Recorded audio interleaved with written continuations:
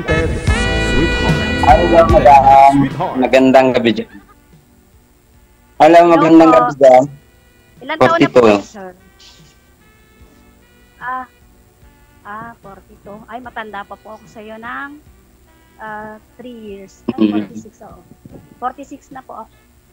Ilan mo anak nyo? 3 po. Puro lalaki. Malalaki. Wala nang wala ka na talagang asawa. Ano na, widow ka na talaga. Balo po. Opo. Ano naman po pinagkabalahan nyo sa buhay ngayon, madam? Sa tatrabaho po ako sa Hyacinth Glass Aluminum. Glass Aluminum po. Glass aluminum? Secretary po. Maganda. Opo. Okay, tanong nga po sa akin. Kayo po, may asawa po kayo? Wala na. Wala na. Kailan pa po? Medyo medyo bago-bago pa siguro, mga 1 taon pa. Kasal po kayo, sir? Kasal. Kasal talaga. Ilan po ang anak nyo? Wala. Ay, wala kayong anak. Wala. Ano nangyari? Siya meron, ako wala. Bakit po? Ano nangyari? Bakit po kayo wala? Anak niya sa pagkadalaga niya. Ibig sabihin, kayo ang pangalawa niyang asawa. Ganun po? Yeah, single mom siya, tapos pangalawa ako. Tapos hindi ko kayo pinalad na magkaanak. Ganun po ba? Parang ganun. Ganun nga talaga.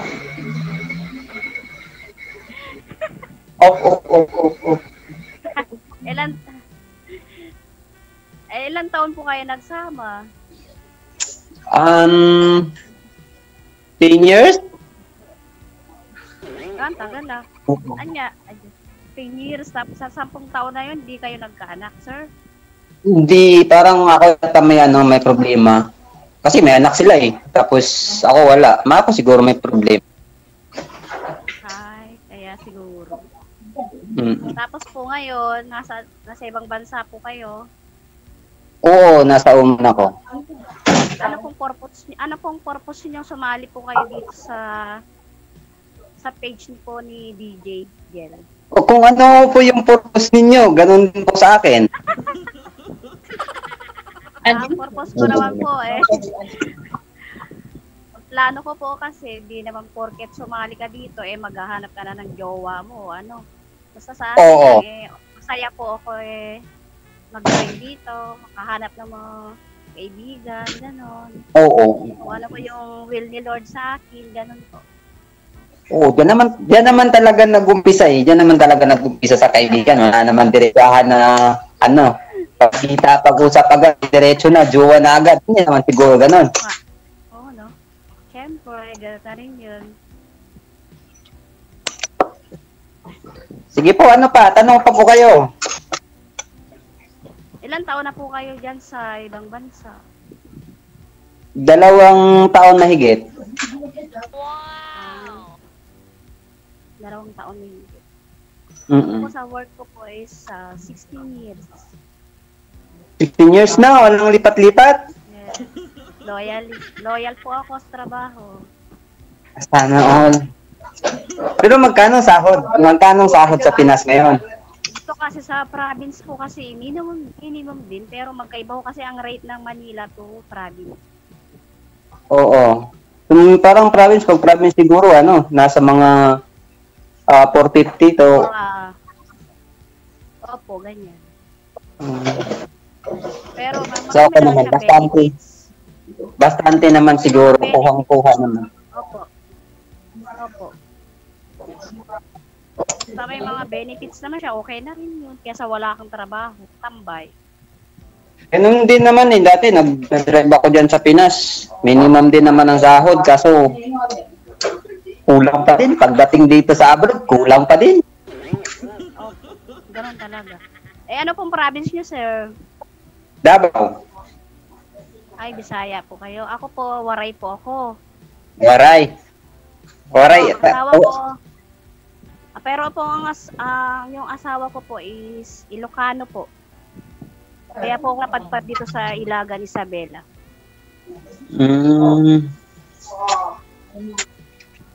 Ilan anak niyo ulit? 4? Tatlo po. Tatlo. Akala ko 4. Sorry. Malalaki na sila. Teacher po yung pangalawa. Adi, ano na, solve ka na. May nakita na yung pagod mo. Opo. Yung bunso ko po is 12 years old. 13 na po ngayong December 17. Kasi gagraduate na po siya ng grade 6. Wow! Sana all mga anak. Ay, yun talagang kapalaran niyo po. Eh, wala ko kayong magagawa. Pero nagpa-check up? Nagpa-check kayo, sir? Nagpa-check po kayo kung talaga po bang nasa inyo yung diferensya? Eh, ano na siguro yung DJ? Siguro. Talagang una pa lang,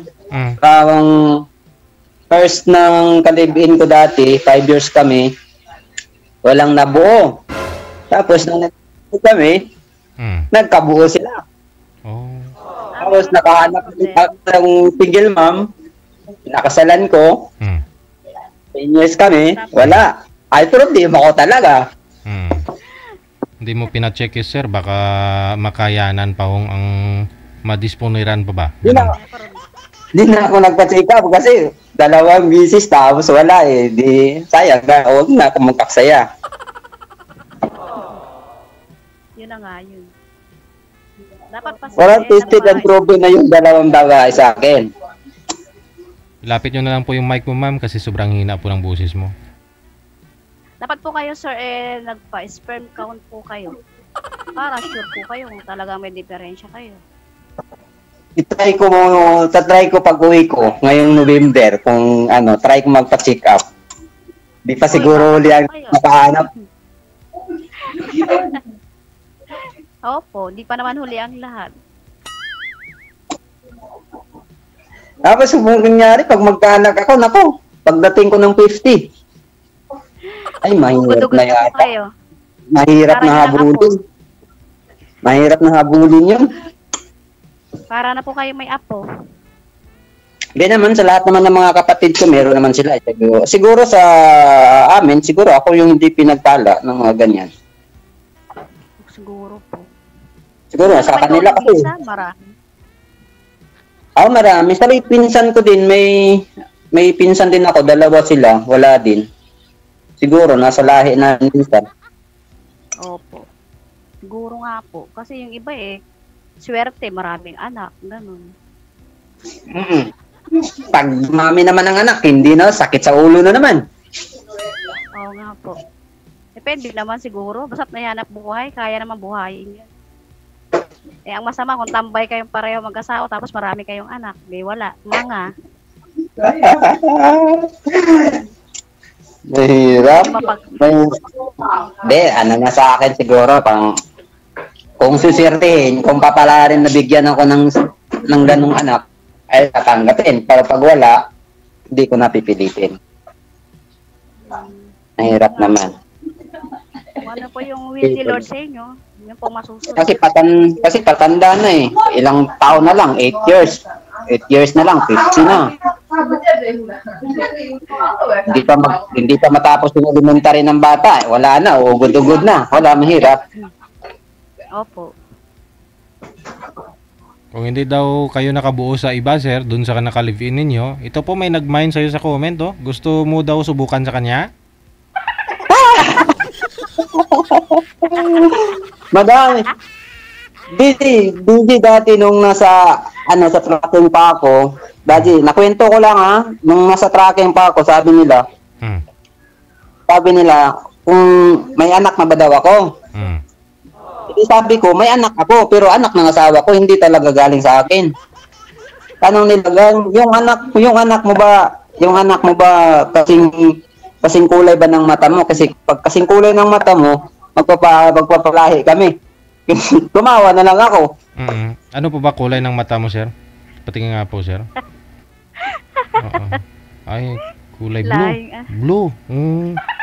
Ba? Blue eyes. Ano ba? Blue ba talaga, sir? Ano ang kulay? Baka Parang contact lens, DJ.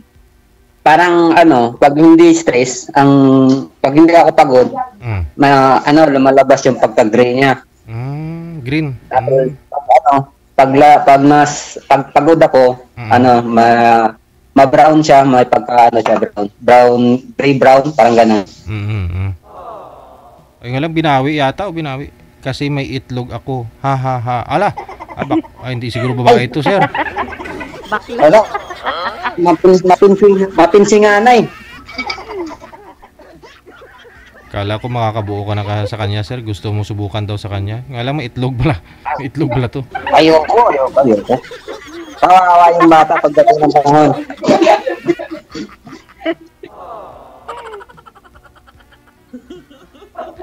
Ang bata ang kawawa, hindi yung gumagawa. Correct po kayo, sir. Kasi patanda na. Pagdating ba ng 60, kaya mo pang ihanap buhay yung anak mo. Hindi na.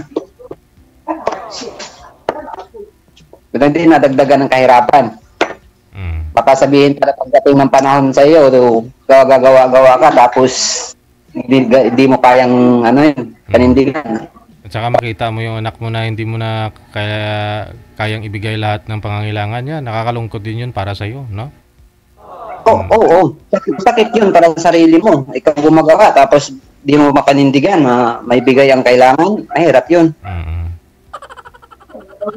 May mga pamangkin din naman ako na doon na lang.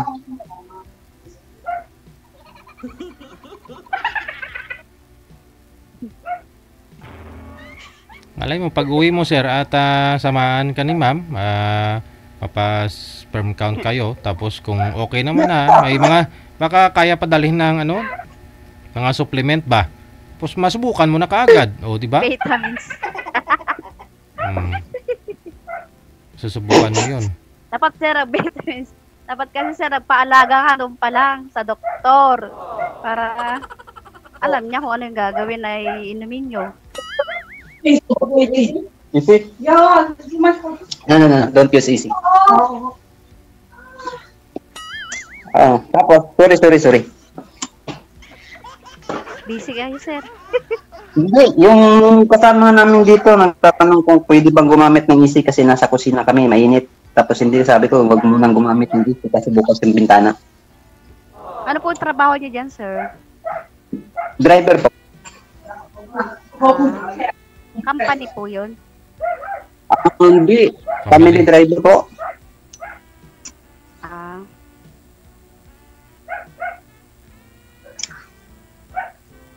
Sige po, tanong pa po. Baka kaya ko pang sagutin. Wala na akong maisip na itatanong. Kasi hindi naman kita pwedeng ligawan kasi kaibigan pa man muna. Mahirap na. Ayaw po, wala namang sinabing ganun. Ano yun, agad. Oo. Di naman, sabi mo, ligaw agad. Hindi naman. Oo. Mahirap pumasok sa isang relationship na agad-agad. Kailangan kilatisin nyo muna bawat isa. Para alam kung ano yung ugali. Di ba? Mahirap na. Parang kanin, no? Sabi nila, parang kanin. Pag mainit, iluluwa. Madami naman iluluwa ngayon, eh.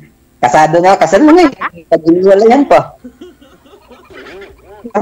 Ay, pati sir, hindi kayo nahabol ng asawa nyo, eh. Kasal kayo. Ay, hindi naman siya naman ang nagpakipaghiwalay sa akin, hindi naman ako. Kasi sabi ko sa kanya, kung ayaw mo makipagtulungan sa akin, pwede ka nang umalis, sabi ko. So, sabi niya, salamat at pinakawalan ko daw siya. Di wala na akong sasabihin, patapos na. Ay, hindi mahirap maghabol na sa taong lumalayo, hindi mo maabutan yan.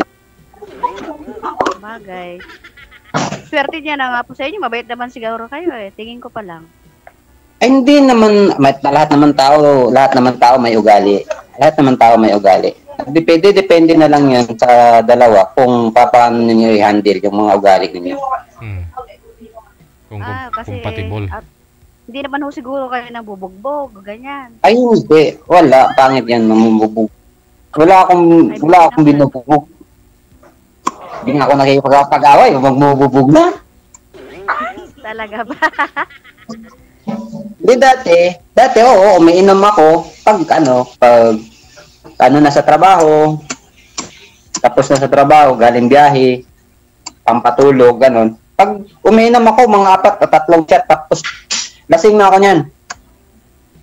Hindi ako, umiinom ako, pero oo, kasi naninigarilyo talaga ako. Kasi yan ang panlaban namin sa antok pag mga long distance ang biyahe namin sa tracking.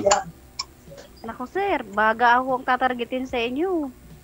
Oo, alam naman namin noon na talagang bawal ang may sakit talaga. Pero okay lang 'yan. At least nakakatulong sa amin pagbibiyahe na hindi kami masyadong antukin pag nasa daan. Sa ngayon hindi nyo pa mararamdaman. Pero pag tumanda ho kayo, sir, sunog baga na kayo. Oo. Hayaan mo na. Wala namang anak eh. Wala namang anak na Alagain, no? Okay. Oo. Wala namang may iwan sa kanila eh.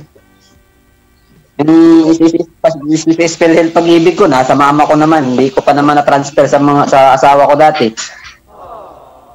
Ay. Naku, Wala silang hahabol sa akin. Meron, sir, kasi kasal po kayo. Di pa na-transfer. Once kasal kayo, marami siyang, halimbawa, nag-asawa kayo. Tapos, tumanda na kayo. May mga benefits po kayo. Abay, natural. Doon na pupunta sa original yun. Oo. Ay! Mahirap yun. Sila ang umayaw. Ba, ganun? Sila ang umayaw. Hindi naman ako umayaw. Babangon ako sa kabaong pag ganyan. Paano kayo babangon? Patayin na kayo, sir. Kaya hindi naman alam ang mga ginagawa ko ngayon. Nagpundar ako para sa sarili ko na lang, hindi yung para sa kanila. Kasi sila ang umayaw eh. Nagpundar ako ng palihim. Nung kami pa nagpundar ako ng palihim. Hindi ko pinakita sa kanila kasi gusto kong surprise sana. Kasi sinabihan ako, dada ako kwenta. Tingin ko mabot ba tayo ng ganitong ilang taon kung wala akong kwenta, ba't mo ako pinagtisan? Dati pa, umayaw ka na kung wala akong kwenta at wala akong pakialam. Diba? Ba't umabot tayo ng 10 years? Kahit sir, kasi sa batas po ng may asawa at pagkasal po kayo, totally, ang original po ang may karapatan doon sa lahat ng mga naipundar nyo. Yun po ang batas eh. Wala ko kayong magagawa. Hindi lahat, ma'am. Ay, ganun po. Kasi nanonood ako ng ganyan case. Kung may pinagkasunduan po sila, ganun. Pag mga ganyan, ipaglalaban ko talaga yan. Paglalaban ko talaga. Kasi sila naman nang umayaw eh. Sabi nila, pag uwi ko daw, pipirma daw kami ng barangay. Sa barangay pa daw, tapos pagkatapos ng barangay sa sa legal counsel yata, ganon. Oo. Sabi ko, kayo ang nakipaghiwalay, kayo ang gumagastos, hindi ako. Pipirma lang ako. Yun ang sinabi ko sa kanila. Kasi kawawa ko asawa ko kasi kayo. Kawawa din po yung mapapangasawa nyo. Then syempre guguluhin po yun, original. Paano niya guguluhin, madam? Siya naman ang nakipaghiwalay, hindi naman ako. Ang kapal naman siguro. Ay! Syempre, alam niya karapatan po siya. Iiwan na. Yung karapatan niya, iniwan niya na. Iniwan niya na yung karapatan niya, obligasyon niya, iniwan niya na nga eh. Tapos hahabol-habol pa siya nung may makita. Siyempre, gano'n na eh. Yun ho eh. Pag alam niyang happy life na kayo, doon siya papasok, gugulo na siya. Grabe naman ugali yan. Huwag na. Wala naman siyang mahahabol kasi alam ko ginagawa ko na hindi ipapangalan sa sarili ko. papangalan ko sa mama ko. Paano niya habulin? Ay, ganun. Hindi. Basta ano. Alam ko naman dati pa eh. Kaya, siguro, nagtimpi lang siguro kaming dalawa. Ganon. Kaya hanggang sa sumabog. Baga, may lamat na. Wala naman perfectong relasyon kasi. Pag may lamat na kasi, magkatagalan, pupunit talaga. Ako. Swerte-swerte lang. Pagka yung Mhm. nagkuha lang talagang ano. Pero hindi naman talaga, siguro, amin ko naman, hindi naman ako perfecto. Pero hindi naman ako perfectong padre di pamilya. Pero, nagkamali lang ng isang bis. Wala na Isang bisis ano. ko kamali. Ha? Yan. Siyempre, kayo naman po magtanong. Marami na akong itanong. Oo. Sige. Ano ba itatanong ko? Ewan. Kayo po, kung itatanong Wala nyo. ako. Wala akong matanong.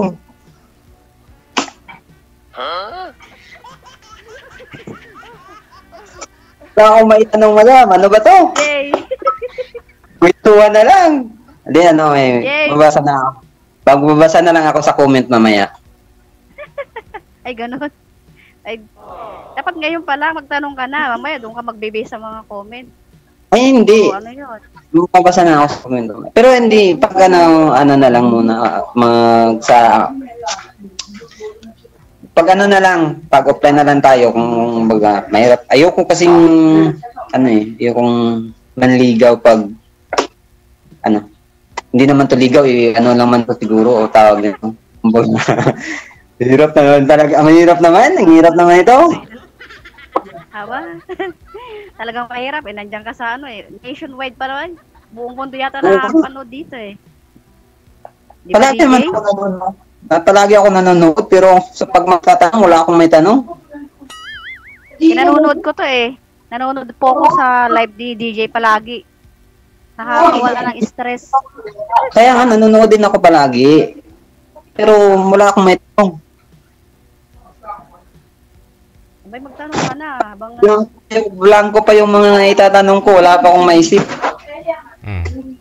Sige, connected naman na kayo sa isa't isa. Thank you so much sa time. Mukhang malungkot kasi yung kambal ko eh. Hindi yata kinilig. Pagpatuloy po ninyo off-cam pag-uusap ninyo. Thank you. Wanted, sweetheart. Wanted, Bye-bye. sweetheart. Okay, wala daw maisip na tanong si Sir. Oh. Baka hindi interesado, mama. Oras na po natin, 16 minutes